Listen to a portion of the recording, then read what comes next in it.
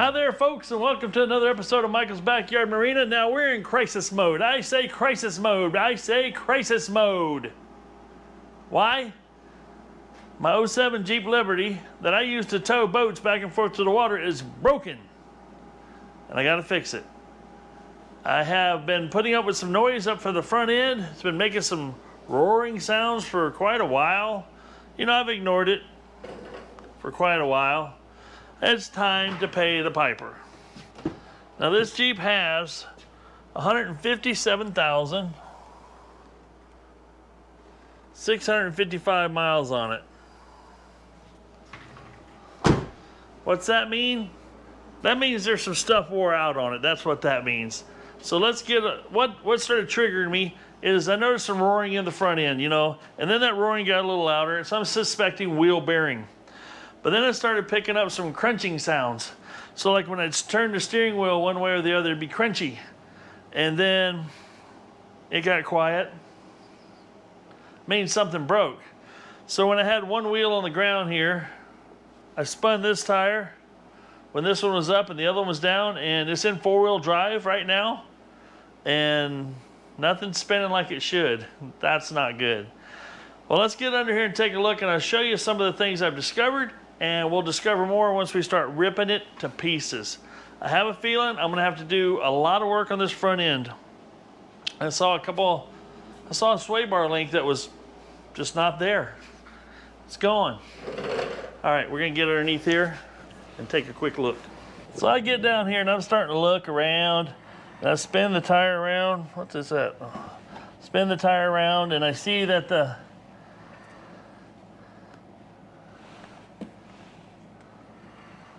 drive shaft spinning. It's going into the differential, which is good, but it's in the transfer case, and the other side of the, I'll get back there and look at that here in a minute. I'll show you what I mean. We've got a sway bar link. The bolt's it's gone. Just gone. Disappeared. And I don't know, in this boot, where's it at? Get in here. You can see this drive shaft boot here. It's got some cuts in it. Right there, see them cuts? It's been slinging grease, so that drive shaft's got to be replaced. Sway bar link for sure. Let's look at this side here. These drive shafts don't look too bad, but there is a little bit of, there seems to be a little wiggle here. I don't know if that's good or bad. But let's go on and get back a little deeper. Now I do have this jacked up and supported very sturdily on the jack stands.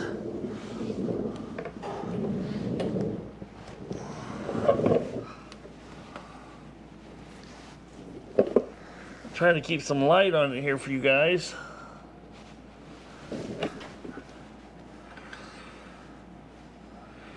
So I turn this side. See, I thought it was this joint that was going bad, but I think it was actually, well, now I'm positive it was. You can barely see the gosh darn thing, so this is gonna be a lot of fun. Let me flip this around. So here's what went snap. So you see where this drive shaft is, it's just not in center of that piece, and it's not spinning that piece any longer, so we just blew that bugger right out. Which goes right into the transfer case. So we'll have to unbolt that. The rear drive shaft looks like it's in okay shape. Let's see if we can give it a little, yeah, this feels tight. A little bit of play there. Whoa. There's a good chance I need to rebuild that drive shaft with some new U-joints. But I want to get her back on the road as quick as I can so the drive shaft can come out later easier, I believe. What kind of harmonic swingity doo-dah thing is going on there? And does this just, how does that come out? Boy, oh boy. We're gonna learn a lot today, boys and girls. Well, I guess I should start by just pulling the tires off.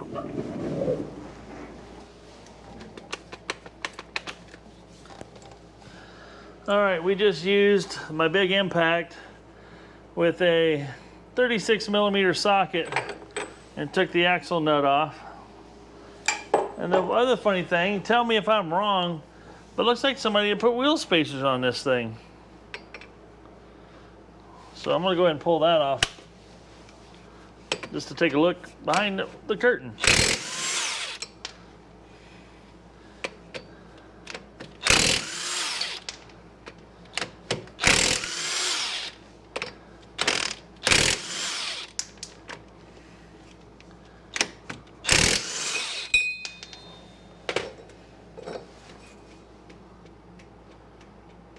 I'm not sure that's factory. I don't think engineers would design stuff with wheel spacers typically, but I'm pretty sure these are factory tires. Looks like the brakes are about, I don't know, they're not bad. Brake pads are still good. Definitely got some bad wear on the backside here though. I'm gonna have to just go ahead and replace on that. This is gonna get expensive. One side of this is definitely worn thinner than the other side, which means there's possibly not enough lubrication on this to let this articulate and slide. So it's gonna actually reduce its braking capabilities by a great deal.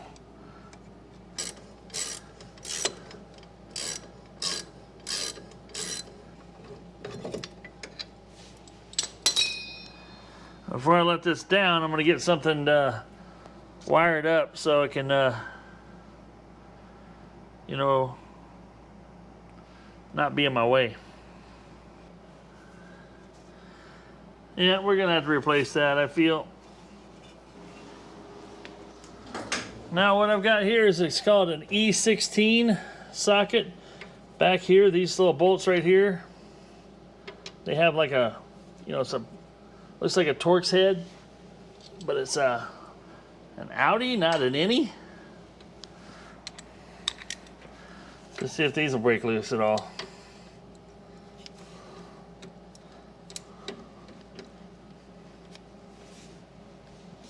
Oh yeah, that broke loose pretty easy. Is it my lucky day yet? Let's not talk too soon here, huh? This is what I mean by the, see the type of head it has?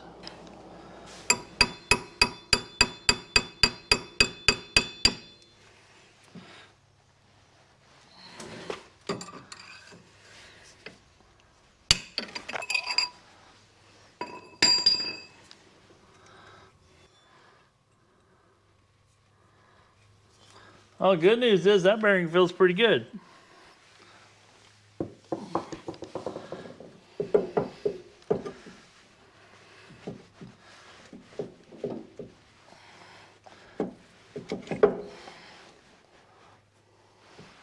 Now what I'd like to know is what melon head of an engineer designed something like this that could have drive shaft failure and not design it so this hole was bigger, so this whole drive shaft could slip out, you know?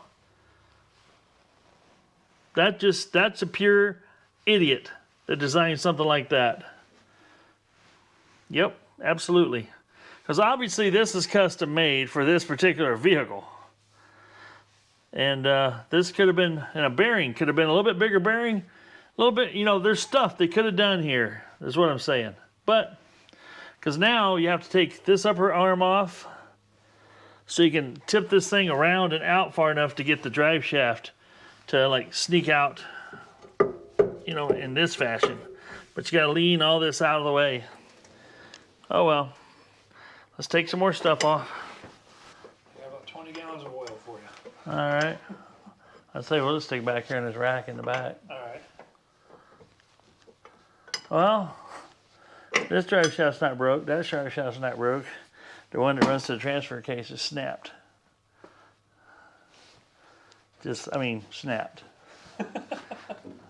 And it's got a hole wallered out like that where it runs inside there. It's like hanging about that far off center, just like in there. Well, as you can see, we've started tearing into this thing. We're finding a few things that need to be fixed. I did, off camera, pull the main front drive shaft out. I'm going to show you that right now. So this end looks pretty good. I don't see any unusual wear and tear or anything going on there on that end. But on this end,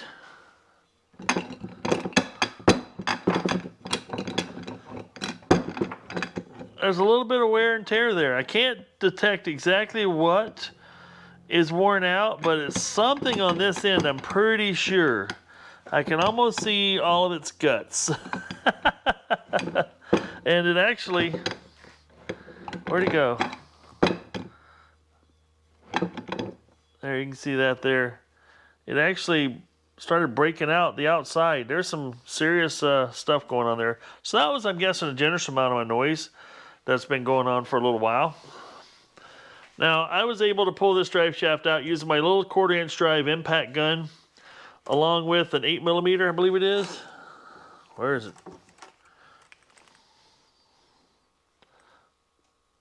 Yeah, little 8mm socket with my extension. And I was able to back those bolts all the way out. I used without the short extension on the front end and on the back end here to be able to reach back over the pipe. I was able to get there with that. Made it real easy to do. I'm going to go underneath and show you where I pulled it from. And the nice thing is once you pull the bolts out, you can actually compress this, which will let this slide out. And then the whole thing just drops right out in your lap. Actually pretty simple to remove. So as you can see here, this is where the front shaft goes. And this is the one that was not broken or destroyed. There again, just the 6 bolts hold it in place. And then on the back side,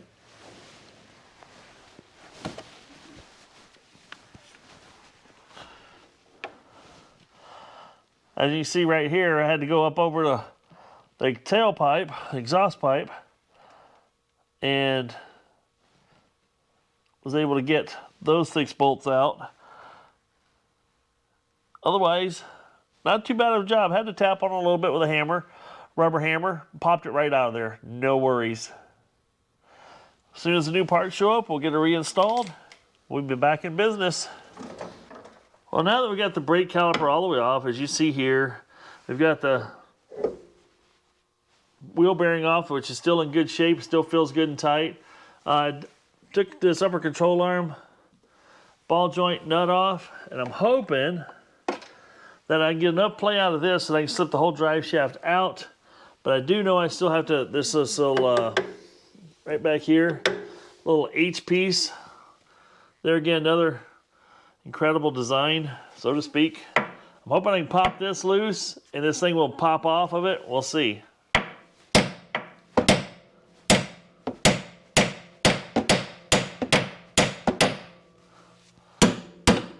Boom! She popped off. That was nice. Now, will this move enough is the question, right? Do I have enough? Oh. I gotta be careful that it makes up my sensor here. Well, we can get that snuck out of there, but that little H-beam I don't think is gonna let the rest of the shaft pop through here, I'm pretty sure.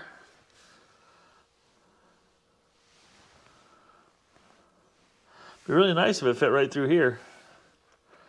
Take the disassembly portion of this program, make it a little quicker.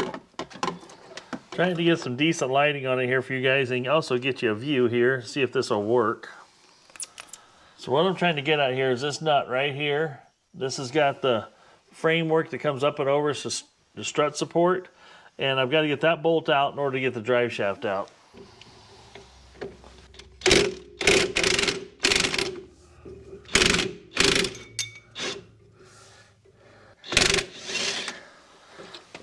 Well, that bolt came out relatively easy.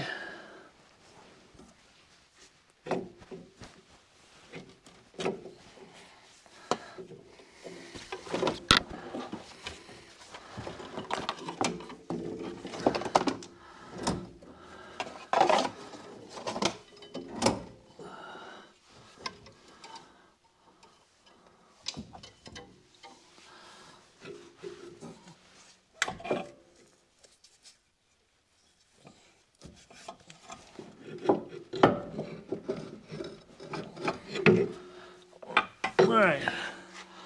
Drive shaft number 1 out. Honestly, there's a lot of miles left in this one, so we won't toss this one. We'll keep it as a spare.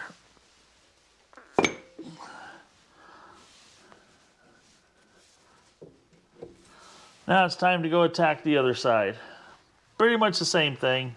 All right, folks, I just had a battle royale.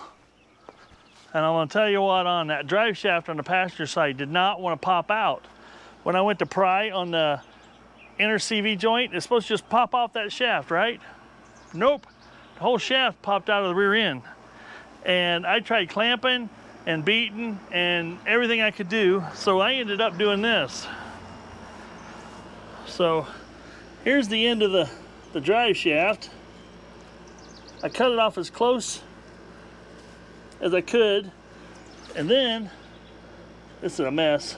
Ow, that's still hot. I ended up torching that whole end off the shaft. Yeah, unbelievable. That was no fun at all. But I got it off. Didn't hurt the shaft at all. I can run a torch pretty decent, and I got it done. Let's go in and look at some of the other componentry here.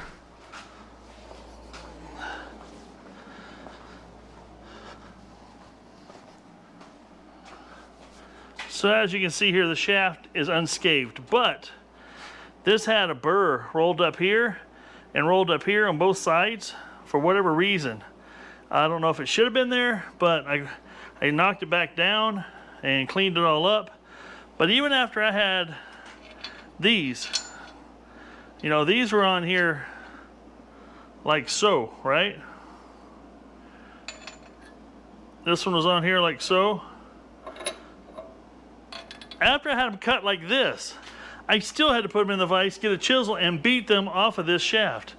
Unbelievable nightmare, but we got it. Now this shaft's ready to go back in, and I can go back in with my new drive shaft finally.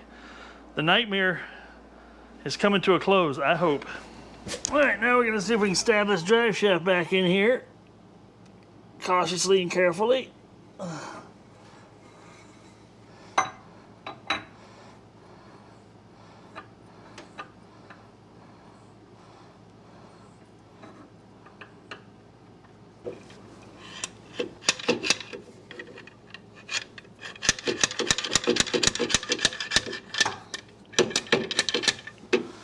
All right, that's back in there where it belongs. Then we'll have to manipulate that other shaft up through here, slip this back in place, and we're on the downhill side now. Thank goodness. Now this shaft has got to sneak back up between this fork here. Let's see what I can do to.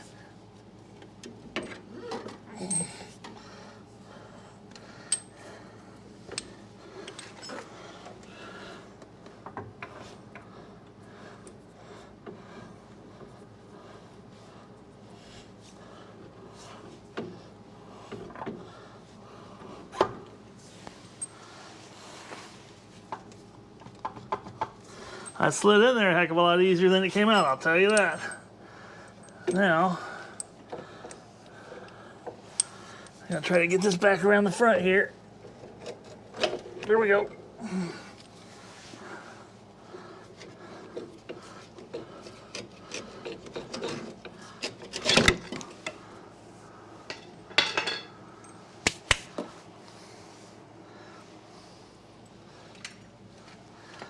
Now we got the bolt that holds this lower thing back in place.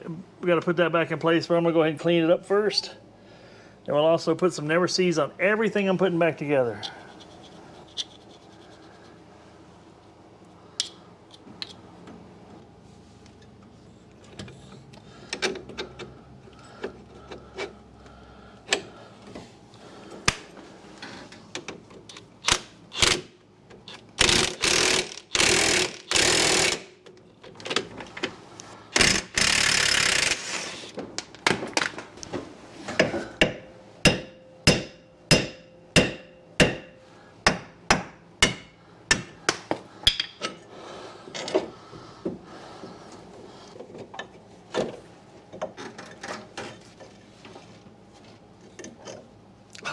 Really?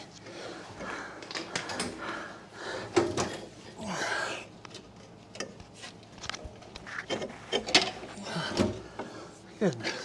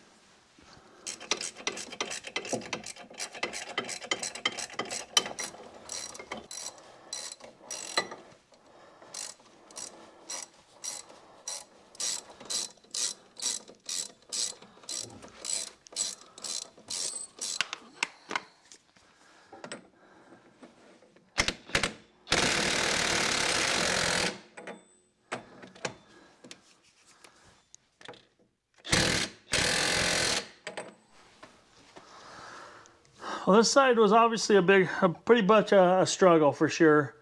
So I had to undo the tie rod end to get enough movement out of the front end here to get that drive shaft snuck back in. We've got that all torqued down. We got a wheel spacer that I don't think is supposed to be there on. Got this tightened down, rerouted and secured my wheel sensor cable.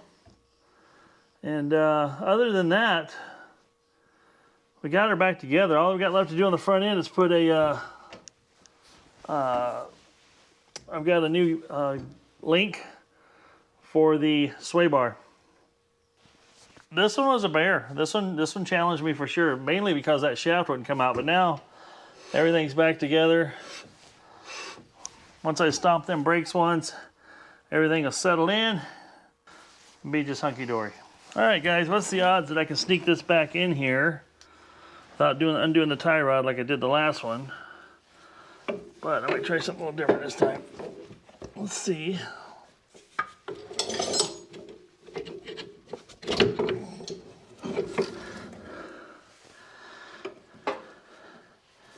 Take a little different approach here.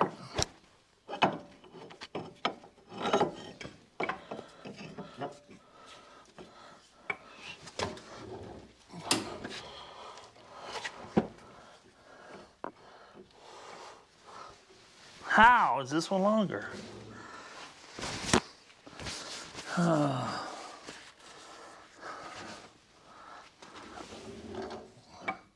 This needs to come out about an inch is all.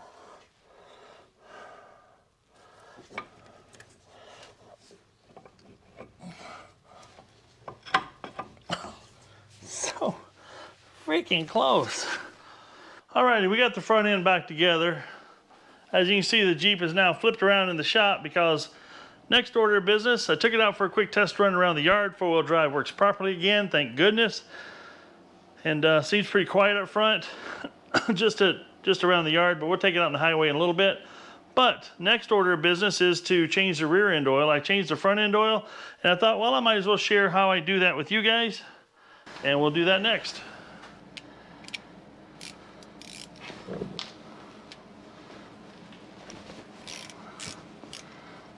Now on this 07 Liberty, the front end differential was actually pretty sweet to change because smartly they had a drain plug and a fill plug.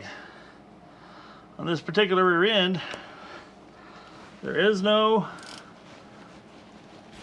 drain plug, and you pull this rubber plug out as your fill plug. That's all right. Well, go ahead and pull her apart. Looks like there's some red RTV that's been used on here in the past. That's good news. That means it's been changed before. Right now I've got I think it's a 1/2 inch socket here on these bolts. They're all coming apart pretty good.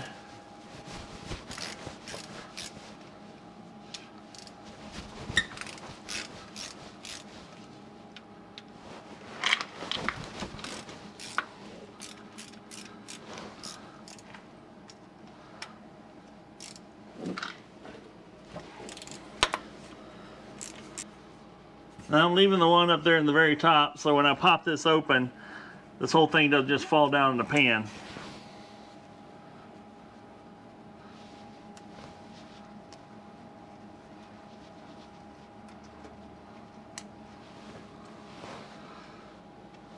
All right, let's get us a little pry bar.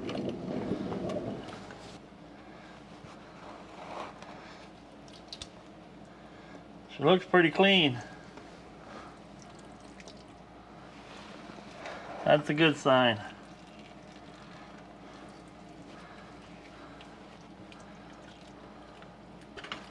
That's a real good sign. Now, I know this was changed within the last couple of years, I'm pretty positive. And you might be asking, why the heck are you changing your differential fluid now? Well, I tow, this is my tow vehicle, and I tow a lot of boats with it, and I tow my trailers with it, and you know, I just want to have a good, I want to make this gear rear end last, you know. And I do that by keeping fresh oil in it.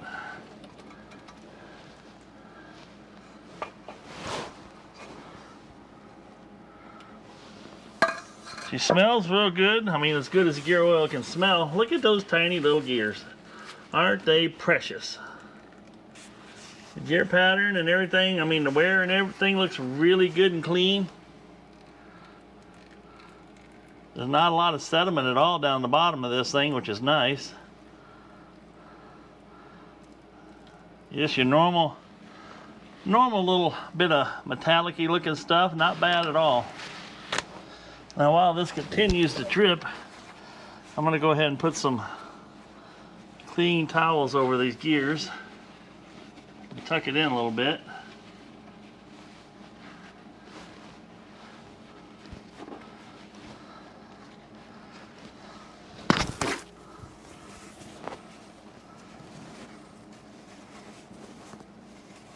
What this is going to do is keep all this red stuff from getting in there. We'll leave the bottom open so it can continue to drain and do whatever it wants to do.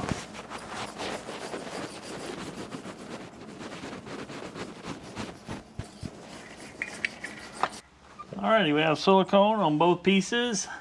We'll let it skin over a little bit. Now we're going to go ahead and bolt her on.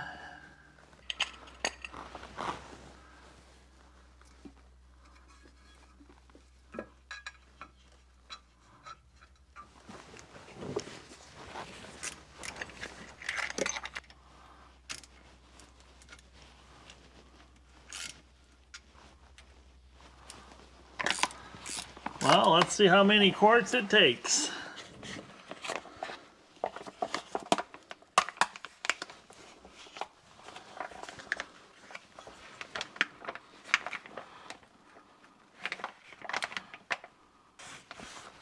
Well, it took about 3.5 quarts. So you gotta buy 4 of the boogers for the back end. Go ahead and stick our rubber plug back in. We're ready to go for a test drive. And I do a test drive. I'm gonna go 50 miles one way to help my son move into his new place. And tow the covered trailer back with it. So we're gonna give it a real workout.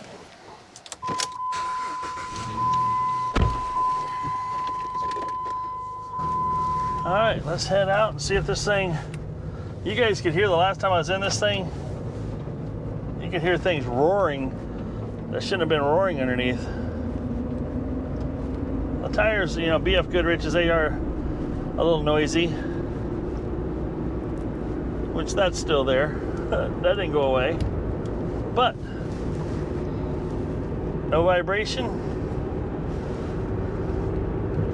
no crunchy sounds. That's a big win, right? All right. Well, hopefully the rest of it holds together. Set the cruise on it. We got the air on, and we'll put a 100-mile round trip on her. Half of it's going to be pulling a trailer. Now you guys might be asking, so that took 3.5 quarts roughly in the rear end. The front end took about 1.5 quarts, I believe it was. I have to count the total bags when I get home. So basically 5 quarts would get it. 1.5 the front, 3.5 in the rear. And but there again, I use the Amsoil 75W140 Severe gear. It's good for trailer towing. It's good for everything else. Now, some of you might need to put, if you have a limited slip differential in the rear, you'll need to put some of that slip lock in it or some other kind of, friction enhancer it's called, to help the clutches out there. This is an open diff, front and rear. Don't need any of that. It's a waste of money to stick it in. Some people stick it in anyways. That's up to them. Don't need it. Like I said, it's a waste of money unless you have a limited slip or a posi rear end or something like that. All right. Well, so far, we've gone 1.5 miles. It hasn't blown up. And I think we're in good shape. I'm happy. The other thing I noticed, we had that sway bar, and now the front end, I'm swerving right now. The front end used to dive a little bit more than it does now. I'm glad I noticed that. The bolt was just gone, and the one bushing was missing and the center bushing. So for about $9 or something, I bought just a new sway bar link. And then they have a 12mm bolt on that sway bar link. And it was the original one I pulled out was a 12 by 1.5mm. The one I went to the local hardware store, my Napa store, and got me a 12 by 1.75. Pitch doesn't matter as long as you got a nut that matches it, right? So I bought a bolt and a nut, and we bolted that new one in there, and we're back to good. So far, it seems quieter in here by a bit. I have no idea how long that front drive shaft was going out, because I was always thinking it was a CV shaft, and it was a drive shaft coming off the transfer case to the front differential that was actually pretty toasty, as you saw in the video. All right. Well, folks, I hope you enjoyed this video. I didn't get a crazy amount of detail in putting it together, taking it out. I did show you that I had to torch one side out. So if you're just the average Joe that wants to work on his car, you go for it, buddy. Don't be afraid to do it. But be aware that you could run into a snag that, just like this, it turned literally the front end job for both axles and everything could have been, let's just call it a 2-hour job, 1 hour on each side to get it apart, that's about all it took to get it apart. But once I started having to cut and torch and beat on things, it turned into a 5-6 hour job real quick to come up with a way to get that thing apart, get it out. The new one went back in. Now, going back in, I had to remove the tie rod ends, so I had enough flex and movement in the A-arms in order to get the lower A-arms, in order to get enough flex out of them to get this new shaft snuck back in. The old one, all it takes is a 1/4 inch to make all the difference in the world of whether something's going to go together for you or not. So I did have to take both tie rod ends loose, and they just went right back in there, no problem, after I got the drive shafts back in. So I would say it was a good time, but it was a lot of work. But I am thrilled to have my Jeep back on the road, so I can tow some boats. Bring some more boats home, but also get the ones I have, back to the lake and put some more miles. I mean, we got the Starcraft we got to finish breaking in. We got the Good Enough John boat that's all it's currently short now, I believe, is a motor. The Four Winds boat that you guys haven't seen yet, it's probably seen in the background. It's a 77 Four Winds. It's got a 120 horse with it's a green fiberglass boat, 15-footer, 15.5-foot V-bottom. It's a really, really clean boat, and fortunately I was able to meet up with the guy that I bought it from, because he had never transferred the title on it, and met me down at the place, and we got the title changed over. So spoiler alert on that video. And but yeah, we're getting closer every day to getting more stuff on the water. I'm excited. We're gonna have a lot of drone footage coming up, new stuff, and stay tuned. Well, I hope you folks found this video informative and helpful. There will be some drone footage at the end of a Jeep video. I don't care. I'm going to put a boat drone footage at the end of most videos. just because I find it relaxing just to watch the last minute or two of a video with that footage on there. I watch it myself even, and I experienced it, but I still enjoyed watching it. Like one person said, you don't always get to see the, your boat in the water from a perspective like that, with the drone. So it's interesting to see some of that stuff. All right, I guess that's all I want to say for now. And I say, you guys treat each other kind, be nice to one another, and I'll see you in the next video. Remember, if it ain't broke, fix it till it is. Enjoy life, folks. I'm out.